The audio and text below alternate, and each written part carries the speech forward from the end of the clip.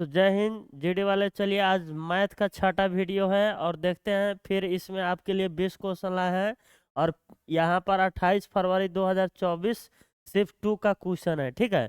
तो अभी तक आपका एग्जाम बहुत जल्दी होने वाला है, तो इसीलिए पिछला साल वाला जितना हो सके उतना मैथ का क्वेश्चन बनाइए किसी भी सब्जेक्ट का, ठीक है।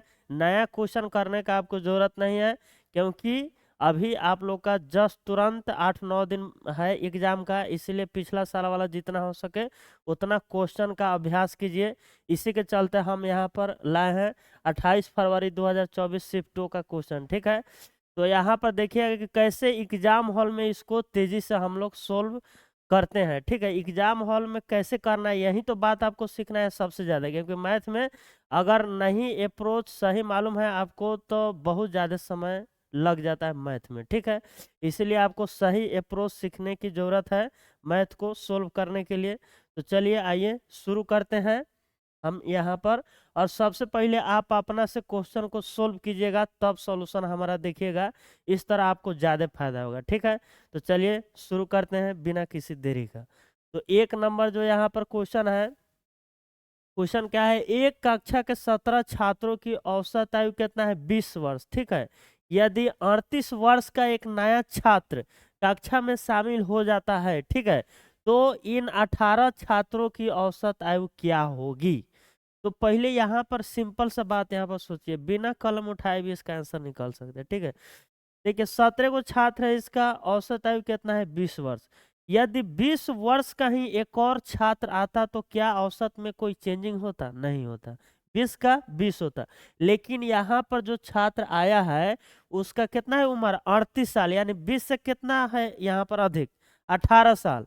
यानी 18 साल के ज्यादा का उम्र का छात्र यहाँ पर आया है, तो जो 18 है उस सभी में जो है फिर उसको हम लोग बांट देंगे, ठीक है। यानी 18 में 18 से भागा हम लोग दे देंगे।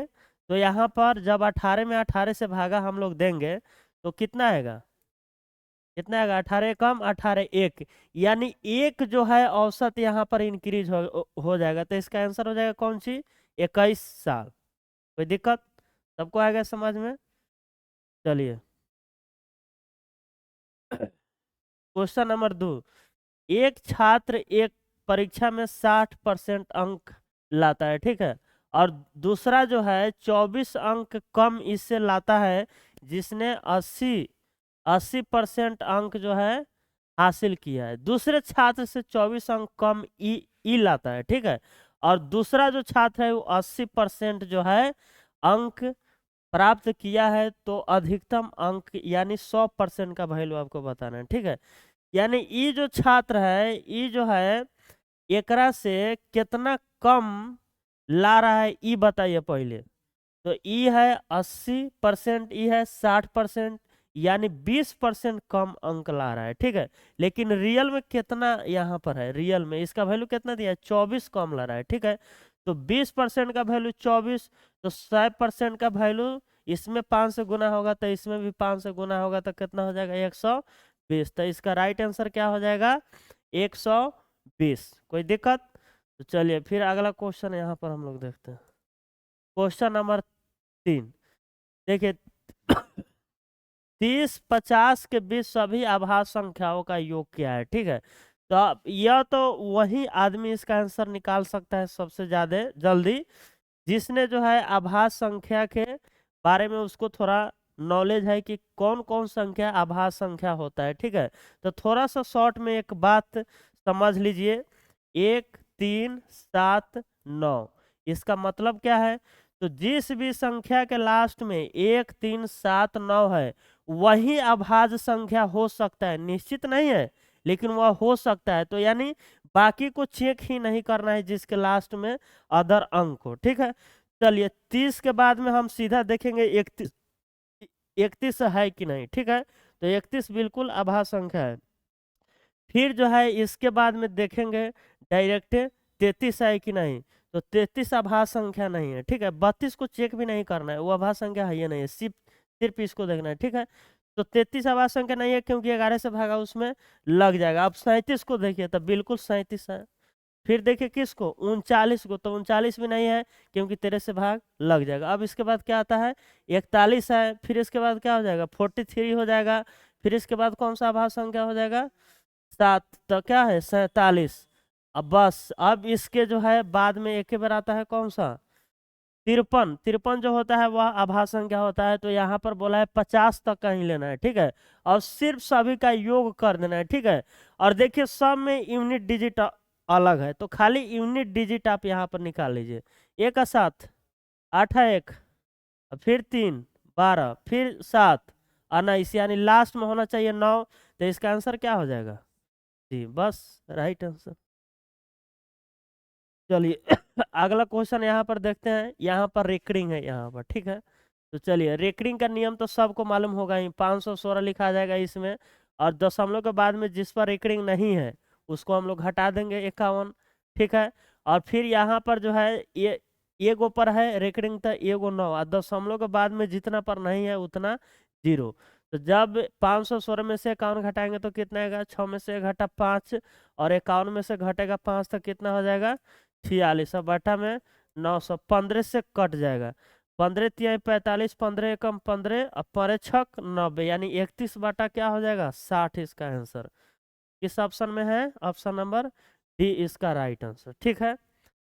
चलिए शुरू करते हैं अगला 5 नंबर। तो 5, 8 और 15 का सबसे छोटा गुणज कौन सा है, ठीक है। सबसे छोटा गुणज यानी गुणज वह होता है जो इसी का मल्टीपल हो, यानी जो भी आंसर होगा इस सब से भागा उसमें लग रहा होगा, ठीक है। तो देख लीजिए यहाँ पर कौन जो है होगा इसमें, सिर्फ आपको चेक करना है कि किस में सबसे भागा लग रहा है, ठीक है। छोटा गुणज, तो चलिए सबसे पहले देखिए कि यहाँ पर कितना है 15, यानी 3 से या 5 से देखना है पहले, ठीक है।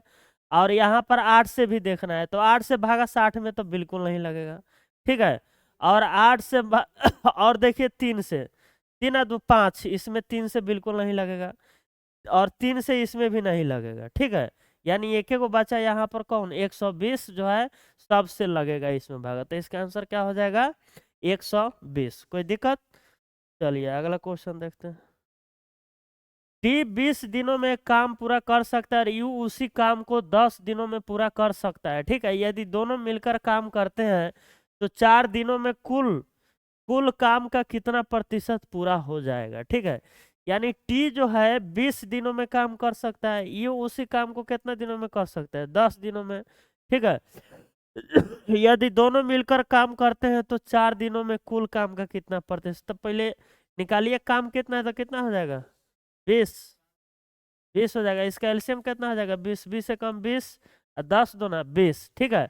तो 4 दिन काम करेंगे तो 2 1 3, 3 के स्पीड से 4 दिन काम करेंगे तो कितना काम होगा 12, तो कह रहा है 12 जो है कितना परसेंट है 20 का, तो निकाल दीजिए सीधे, 20 पचे 100, 12 पचे, यानी 60% जो है काम जो है 4 दिन में जो है ये लोग मिलकर पूरा कर देंगे। कोई दिक्कत, चलिए क्वेश्चन नंबर हम लोग आते हैं 7 की ओर, ठीक है। क्वेश्चन नंबर 7 में देखिए क्या है, मोहन, अमन और सोहन मिलकर एक काम को 18 दिनों में पूरा कर सकते हैं, ठीक है। तीनों मोहन, अमन और सोहन कितना दिनों में कर सकते हैं 18। यदि मोहन जो है अमन से 3 गुना तेजी से काम करता है और अमन सोहन से 2 गुना तेजी से काम करता है, पहले सोहन को मानिए। यदि सोहन का एफिशिएंसी 1 मानते हैं तो अमन का एफिशिएंसी कितना हो जाएगा 2। अब कह रहा है मोहन जो है अमन से 3 गुना, एकरा से 3 गुना कौन है मोहन, तो 3 दूना 6, एक इफिशियंसी कितना हो जाएगा 6। अब कह रहा है तो सोहन अकेले उसी काम को कितने दिनों में पूरा कर सकता है, पहले देखिए काम कितना है, तो सभी मिलकर 18 दिनों में कर रहा है, तो इफिशियंसी कितना हो गया इस सबका 6 2 8 8 1 9, यानी 9 के इफिशियंसी से 18 दिन में काम पूरा हो रहा है, तो टोटल काम हुआ कि नहीं। अब यहाँ पर बोला है कि सोहन अकेले उसी काम को कितना दिनों में पूरा करेगा, तो सोहन का एफिशिएंसी कितना है 1, तो बस 1 से भागा देंगे तो 18 ना हुआ, बस और से इसका आंसर क्या हो जाएगा, ऑप्शन नंबर बी इसका राइट आंसर हो जाएगा, ठीक है। कोई दिक्कत, चलिए अगला देखते हैं। दीपक अपनी मेज की कीमत लागत मूल्य से 50% अधिक अंकित करता है, ठीक है। वह उस पर कुछ छूट देता है और 10% का लाभ अर्जित करता है। ठीक है, तो छूट प्रतिशत क्या होगा? तो चलिए, लागत मूल्य मान लीजिए 100 है। ठीक है, 50% ज्यादा अंकित किया तो कितना अंकित किया? 150। और ये छूट देकर इतना में बेचता है कि इसको 10% का लाभ हो, तो कितना में बेच रहा है? 110 में बेच रहा है, क्योंकि 10% का यहाँ पर क्या हो रहा है? लाभ हो रहा है। तो देख लीजिए कितना छूट दिया, 150 से 110 कितना कम हो गया? कितना पर? गुना कितना? 100, तो कितना हो जाएगा? 5 5 दूना यानी 80/3। तो 80/3 कितना हो जाएगा? 3 दूना 6, 6 और 2 3 छक 18, यानी 26.67 इसका जो है राइट आंसर हो जाएगा। ठीक है, चलिए, 8 संख्याओं का औसत 47 है। पहली 3 संख्याओं का औसत 53 है। अगली 2 संख्याओं का औसत 55 है। ठीक है, यदि छठी संख्या 7वीं और 8वीं संख्या से क्रमशः 7 और 10 कम है तो 8वीं संख्या का मान क्या है? ठीक है, तो सबसे पहले इसको ये जो है छठी संख्या, 7वीं संख्या और 8वीं संख्या है, इसको पहले एक से या कुछ भी मान के पहले इसको डिसाइड कीजिए। ठीक है, तो चलिए यहाँ पर छठी संख्या लिखते हैं, 7वीं संख्या और यहाँ पर क्या है? 8वीं संख्या। ठीक है, तो छठी संख्या जो है 7वीं और 8वीं संख्या, चलिए छठी संख्या को हम x मान लिए, 7वीं संख्या से 7 कम है, यानी 7वीं संख्या एकरा से 7 ज्यादा है, और 8वीं संख्या से ही 10 कम है, यानी एकरा से ही 10 ज्यादा हो जाएगा। ये जिम हुआ कि नहीं? अब यहाँ पर निकालना है कि सभी का योग कितना होगा। तो देख लीजिए ध्यान से, अगर 47 47 रहता तो सीधे 47 × 3 इसका योग हो जाता अगर औसत रहता तो, लेकिन मालूम तो है नहीं, सिर्फ पहली 3 का औसत मालूम है। ठीक है, तो यहाँ पर निकाल लीजिए डेविएशन कितना हो रहा है। तो 3 गो के औसत कितना है? 53। 53 47 से कितना ज्यादा है? 53 47 से कितना ज्यादा है? 6, तो 3 छक 18, 18 ज्यादा तो है ये हो गया। अब फिर 2 गो संख्या का औसत कितना है? 55, तो ये कितना ज्यादा है? 8, तो 2 × 8 कितना हो जाएगा? 16, यानी कितना ज्यादा हो गया इस सभी मिलके? 16 18 कितना हो गया? 34, यानी 34 तो ज्यादा उधरे हो गया। तो 34 इसमें से घटेगा कि नहीं? बिल्कुल इसमें से 34 घटेगा। तो चलिए सबको ऐड कीजिए, तो 1 2 3 x प्लस 10 से 7 कितना हो जाएगा? 17 बराबर 3 7 21 के हाथ में 2 3 जो का 12 2 14, 141 माइनस 34 कितना हो जाएगा? 107। तो 3x में से 17 घटाएंगे तो 90, 3 3 9, x का वैल्यू कितना आ गया? 30। अब पूछा है कौन? 8वीं संख्या। 8वीं संख्या कौन है? x + 10, तो कितना हो जाएगा? 30 और 10 40। तो इसका आंसर क्या हो जाएगा? Option number B. ठीक है, ये थोड़ा अच्छे लेवल का सवाल था। ठीक है, ऐसा आएगा सवाल तो आपको थोड़ा समय लग ही जाएगा, घबराना नहीं है। ठीक है, चलिए 10 नंबर देख लीजिए, 442 मीटर लंबी एक ट्रेन 13 सेकंड में एक बिजली के खंभे को पार करे, तो यहाँ से तो इसका सबसे पहले स्पीड निकल जाएगा। तो स्पीड कितना हो जाएगा? पहला जो ट्रेन है इसका स्पीड कितना हो जाएगा? बोलिए। 442 मीटर लंबी है, 13 सेकंड में कर रहा है पार, तो 13 तिहाई 39, 13 चौका 52, या 34 मीटर पर सेकंड पहल का ट्रेन की स्पीड है। और विपरीत दिशा में चल रही सामान्य में कि दूसरी ट्रेन को 17 सेकंड में पार करते हैं, तो दूसरे ट्रेन की गति क्या है? अब दूसरा ट्रेन की गति निकालना है। जब विपरीत दिशा में आता है तो सब कोई जानता है चाल जुटता है। ठीक है, तो सबसे पहले देखिए जो है इसका लंबाई कितना है? 442, और उसका भी लंबाई कितना है? सामान्य लंबाई क्या है? तो 442 हो जाएगा। तो कितना हो जाएगा? थी तो ये हो गया कौन सी? डिस्टेंस हो गया। और फिर इसके बाद देखिए विपरीत दिशा में चाल जुड़ता है, तो चाल जुटेगा तो कितना होगा? इसका तो स्पीड 34 है और उसका निकालना है, तो एक से उसको अपना से एज्यूम कर लीजिए। ठीक है, और कितना सेकंड में कर रहा है पार? 17, तो 17 इधर हो जाएगा, कोई दिक्कत? चलिए अब इसको गुना कीजिए, सीधा आंसर आएगा। सिंप्लीफाई कीजिए 482 और 482 कितना हो जाएगा? बोलिए तो 884। ठीक है, अब बाता में 34 + x बराबर 17, 17 से ही कट रहा है कि नहीं? 17 पच कट जाएगा, 17 पच 85 या 17 दूना 34, यानी एक्स का वैल्यू आ जाएगा 52 माइनस 34 आ जाएगा, क्योंकि ऐसा उधर जाएगा फिर एक्स एक और ही रह के जाएंगे तो घटेगा इसमें से। तो कितना हो जाएगा, 16 या 2 18, यानी एक्स का वैल्यू कितना आ गया, 18 मीटर पर सेकेंड। कोई दिक्कत? तो यहाँ पर ऐसे इसका आंसर हम लोग निकालें। चलिए, एक अंगूठी को 10%, 20% और 30% की क्रमिक छूट पर बेचा जाता है। अंगूठी का अंकित मूल्य इतना है तो इसका नेट बिक रहा है मूल्य। देखिए इसमें कैलकुलेशन ज्यादा है नहीं, तो सीधा सीधा इसका आंसर निकाल दीजिए, ज्यादा ताम झाम करने का जरूरत नहीं है। 10% छूट दे रहा है यानी 9/10 में, 20% दे रहा है छूट तो यानी कितना, 20 × 5 यानी 4/5 होगा। फिर यहाँ पर देंगे तो कितना हो जाएगा, 7/7 कितना हो जाएगा, 10। कोई दिक्कत? सीधा सीधा निकाल लीजिए, 2 को 0 से 2 को 0 खत्म। ठीक है, 5 से ही कटेगा तब 5 चौका 20, 40। अब देख लीजिए यहाँ पर 9 है तो किस में 9 से भागा लग रहा है, तो हाई तो आंसर बिल्कुल नहीं होगा, या तो हाई होगा या हाई होगा। ठीक है, और यहाँ पर एक और बात देख लीजिए, लास्ट में एक को 0 आएगा तो 3 को 0 कहाँ से आ जाएगा, 1 को 0 यहाँ पर हाई है तो एक को ना 0 आएगा, तो इसका आंसर क्या हो जाएगा, सी। ऑप्शन नंबर इसका आंसर क्या हो जाएगा, सी। चलिए, यहाँ पर ए बी सी का रेशियो दिया है 2 3 5, तो A+B+C+C+A का मान क्या होगा, तो बिल्कुल सिंपल क्वेश्चन है, यदि कर दीजिए। ए बी को ऐड करेंगे तो कितना होगा, 5, बी सी को 8, सी और ए को 7। देख लीजिए 5 8 7 कौन है, सी में है, तो यहाँ पर इसका आंसर क्या हो जाएगा, सी। कोई दिक्कत? चलिए अगला देखते हैं। एक व्यक्ति 5 वर्षों के लिए एक निश्चित साधारण ब्याज दर पर कुछ धन उधार लेता है। यदि मूलधन और कुल ब्याज का अनुपात इतना है तो वार्षिक ब्याज दर क्या है। ठीक है, तो सबसे पहले देखिए कितना परसेंट ब्याज उसको मिला है, तो मूलधन है 5 और ब्याज है 1, तो कितना परसेंट हुआ, 20% हुआ। हुआ कि नहीं? अब 20% 5 साल में मिला है तो 1 साल का रेट कितना हो जाएगा, 4%। 1 साल का रेट कितना हो जाएगा, 4%। तो इसका आंसर क्या हो जाएगा, ए। कोई दिक्कत?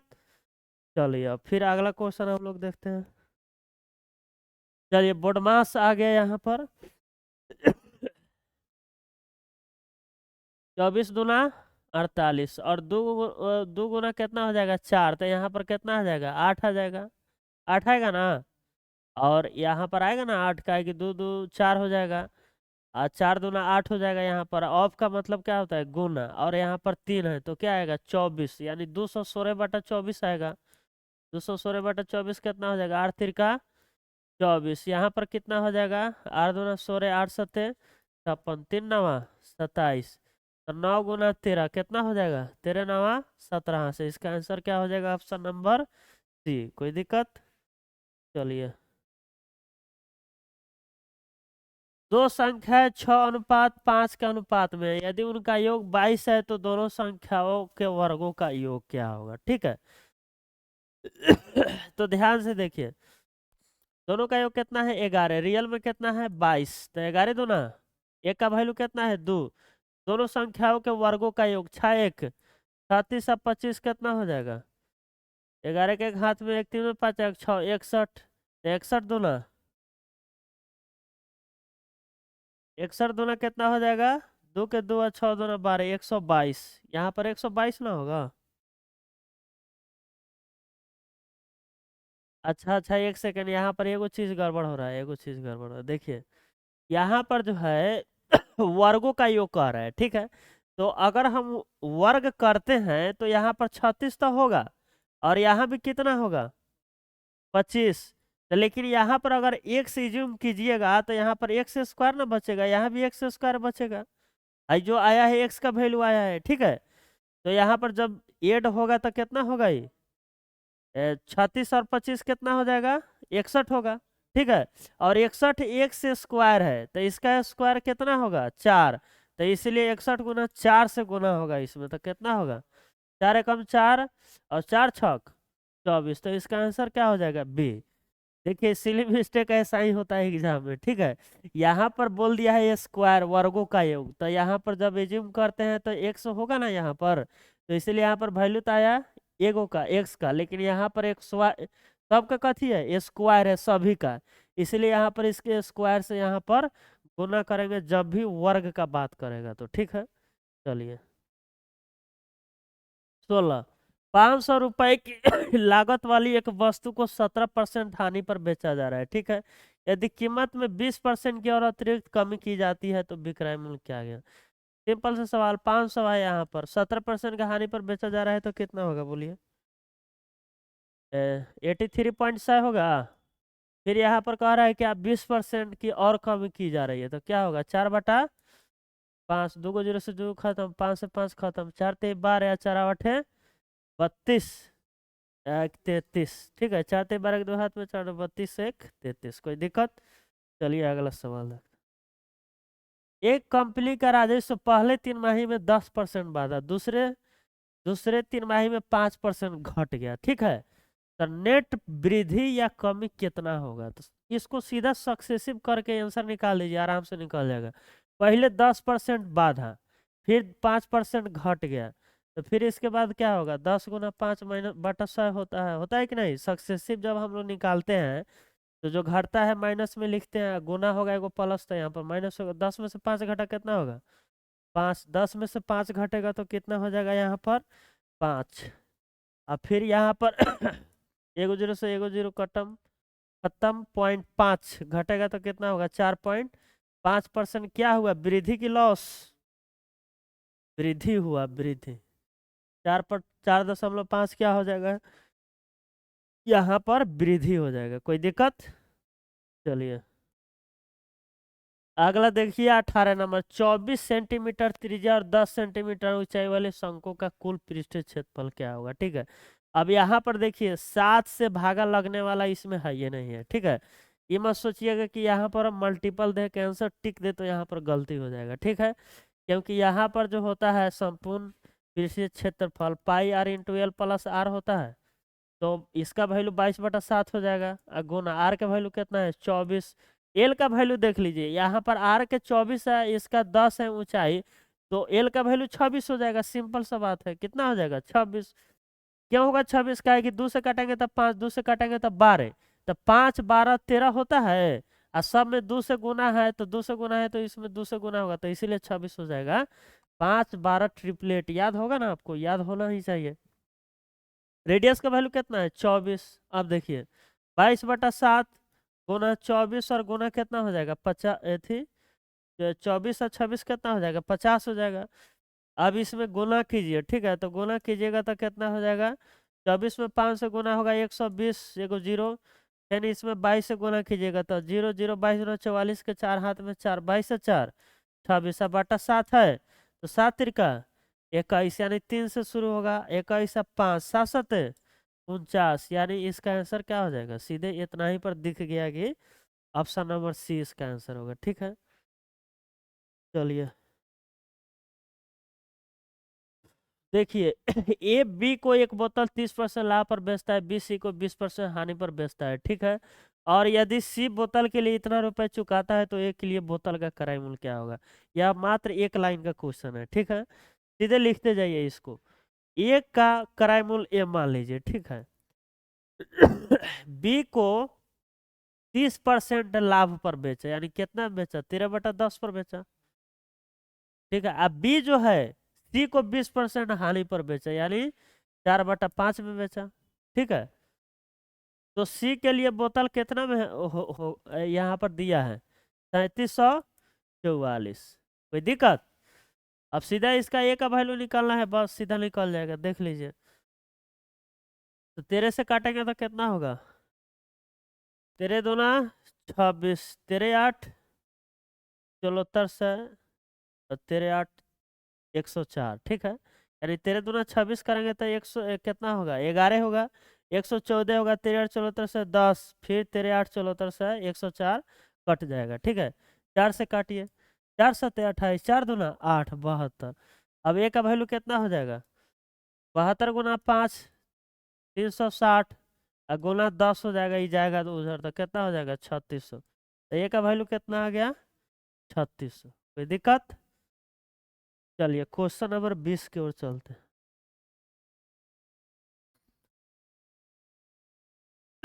80,000 रुपए की राशि पर 2 वर्षों के लिए चक्रवृद्धि ब्याज और साधारण ब्याज के बीच का अंतर कितना है 288। प्रति वर्ष ब्याज दर ज्ञात कीजिए। ठीक है, प्रति वर्ष इसका ब्याज दर कितना होगा यही ज्ञात करना है। कोई दिक्कत?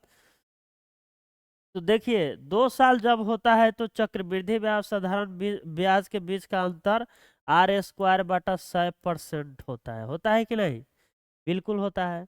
तो देख लीजिए सीधा निकल जाएगा यहाँ से। तो 80,000 का, ठीक है, R² बटा 100 गुना, यहाँ पर क्या है परसेंटेज, तो 1/100 होगा, और ये बराबर कितना है 288। बस बैठा दीजिए सीधा। अब की बार एक बार क्या आएगा आंसर आएगा, देख लीजिए।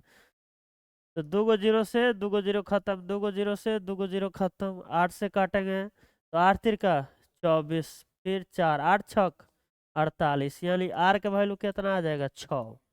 तो आर का वैल्यू कितना आ जाएगा 6%, इसका राइट आंसर। कोई दिक्कत? तो चलिए उम्मीद करते हैं आप लोगों को समझ आया होगा। ठीक है, यदि आप लोगों को किसी भी शिफ्ट में दिक्कत है, कोई भी दिक्कत है, तो कमेंट में जरूर लिखिएगा, उसका जो है रिप्लाई दिया जाएगा। ठीक है, तो चलिए आपसे विदाई लेते हैं। Take care of yourself, bye. यहीं तक।